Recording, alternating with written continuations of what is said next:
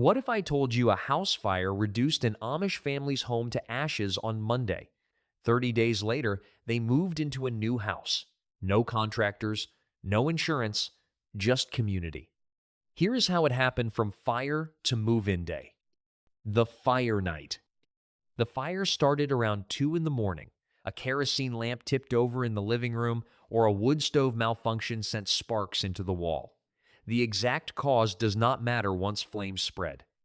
Amish homes burn fast. They are built with wood frames, wood siding, and minimal fire barriers. No smoke detectors wired to alert the family, no sprinkler systems to suppress the flames. By the time the father smelled smoke and woke his wife and children, fire had already consumed the downstairs. The family escaped with nothing but the clothes they wore to bed. Everything else burned. Dawn assessment. At sunrise, church elders arrived at the smoking ruins. The deacon, 2 ministers, several older men were respected for their judgment. They walked the perimeter of what had been a 2-story farmhouse. The structure had collapsed into the basement. Only the stone chimney remained standing. The family stood nearby, watching. The children stayed close to their mother. The father answered questions about what had been inside. How many rooms? What furniture? How much clothing and bedding? Whether the basement had contained canned food or stored grain. The elders took mental notes. This information would determine the aid payment. One elder placed a hand on the father's shoulder. No words were necessary. The gesture said what needed saying. The community would respond. The family would not face this alone. Within hours, word spread through the district. Aid plan process. The deacon began the formal aid plan process immediately. He notified the aid plan committee, a group of men from various church districts who administered disaster relief. They reviewed the case and confirmed it qualified for coverage. The Amish Aid Plan operates as a benevolent relief association providing protection from fire, lightning, and natural disaster. It exists specifically to avoid the unequal yoke mentioned in 2 Corinthians 6:14, which the Amish interpret as prohibiting partnerships with worldly insurance companies. The committee appointed disinterested brethren to assess the loss. These assessors had no family connection to the affected family and no financial stake in the outcome. They arrived the next day to inspect the site and calculate the value of what had been destroyed. They measured the foundation to determine house size. They asked detailed questions about contents, furniture, appliances, tools, clothing, food storage, everything lost in the fire. Their assessment would determine the aid payment amount. Debris removal. While the assessors worked, cleanup crews arrived. Dozens of men showed up with shovels, wheelbarrows, and wagons. They began the dirty work of clearing the site. Burnt timber had to be separated from stone and metal. Nails were pulled from charred boards. Anything salvageable was set aside. The stone foundation was inspected for cracks from the heat. The chimney was checked for structural damage. Debris was loaded onto wagons and hauled away to be buried or burned in a controlled pile away from the house site. The work was hard, hot, and filthy. Ash covered everyone's clothes and skin, but the crew worked steadily from morning until evening. Women arrived at midday with baskets of food, sandwiches, cookies, coffee. The workers ate quickly and returned to clearing rubble. By sunset, the site was clean.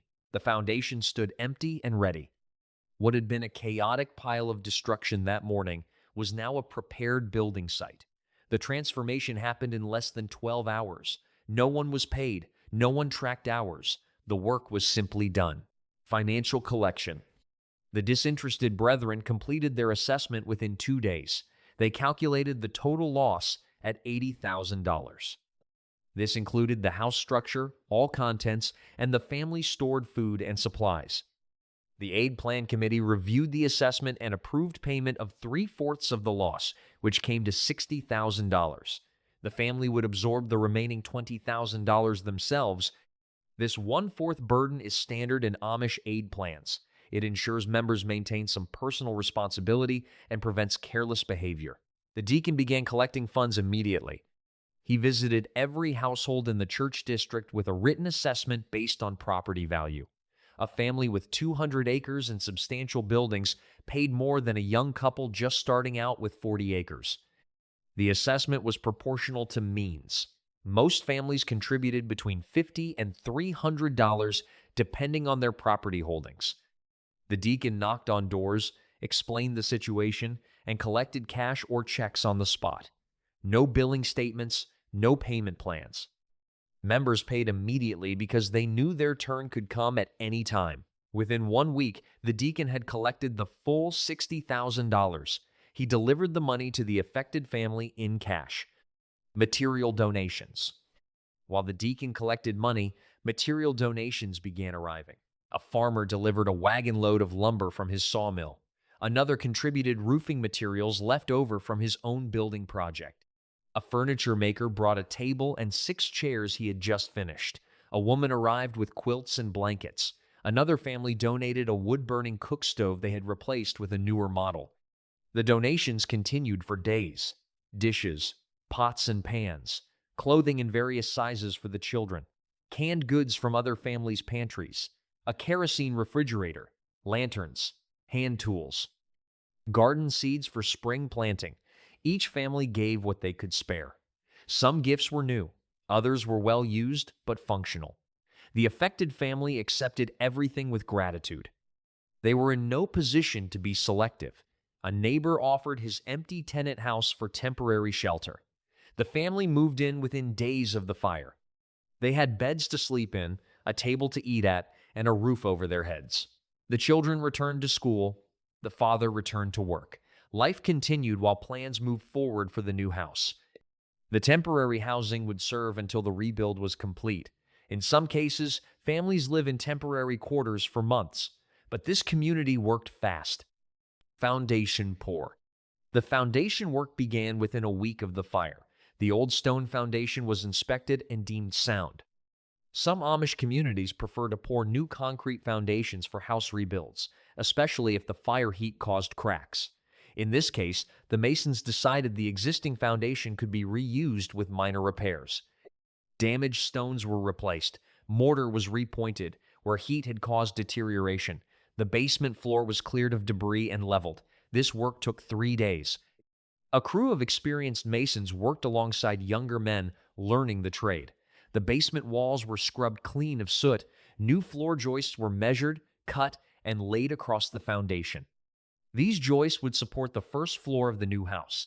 The lumber came from donations and from lumber purchased with the aid money. Every piece was measured twice and cut once. No material was wasted. The foundation work is critical because everything else depends on it being level and square. The masons checked their measurements constantly.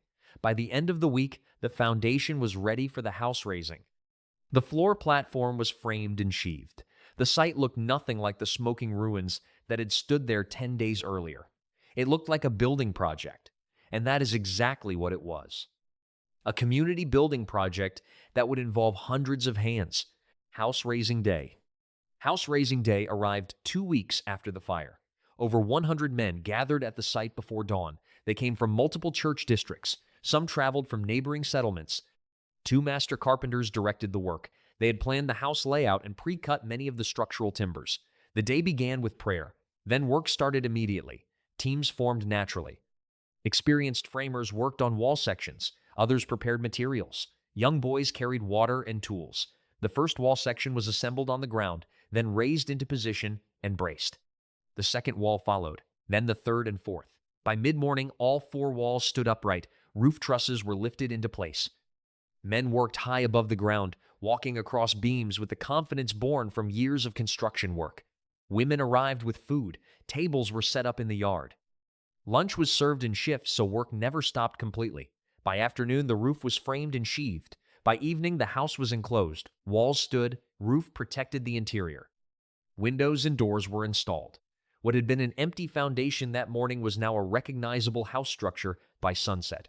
The transformation was dramatic. Over 100 workers had framed an entire house in a single day. No electric tools, no cranes, just hand tools, teamwork, and experience passed down through generations. The house raising is the most visible part of Amish mutual aid, but it is just one day in a longer process. Finishing work. After the house raising, finishing work continued for 2 more weeks. Different crews handled different tasks. Roofers arrived to install shingles. Siding was nailed to the exterior walls. Windows were trimmed. Interior walls were framed to create rooms. Doors were hung. The work happened in stages. Some tasks required skilled craftsmen. Others could be done by anyone willing to work. Plumbing had to be installed for the kitchen and bathroom. Amish homes do not have electric plumbing, but they do have pressurized water systems powered by hydraulic pumps or compressed air.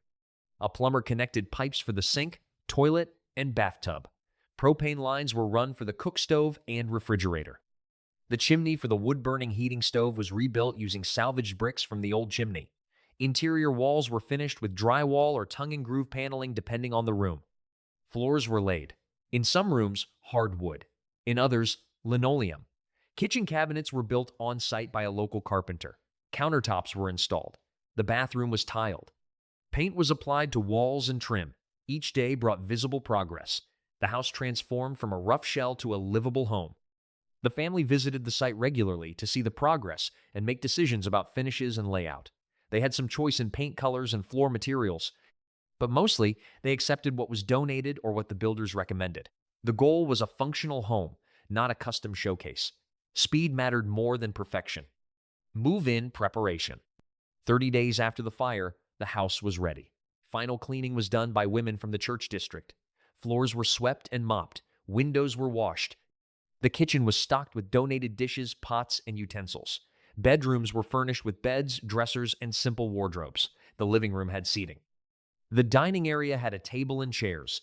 Quilts covered the beds. Curtains hung in the windows.